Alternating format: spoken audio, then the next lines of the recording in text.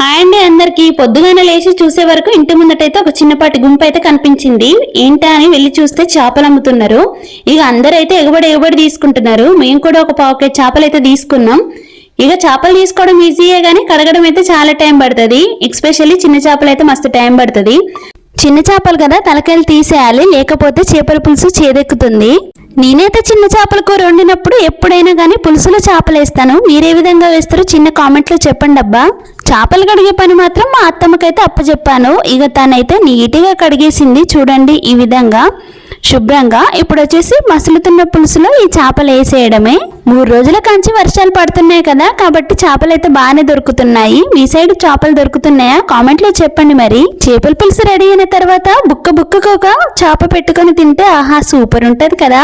మీలో ఎంతమందికి చేపల పులుసు అంటే ఇష్టం? నాకైతే చేపల పులుసు అంటే చాలా ఇష్టం. ఎస్పెషల్లీ చిన్న చేపల పులుసు అంటే ఇంతసేపు ఓపిక్గా వీడియో అయితే చూసారు కదా. వెళ్ళేటప్పుడు ఒక లైక్ వేసి అయితే వెళ్ళండి. మరి బాయ్. మరో వీడియోతో వస్తాను.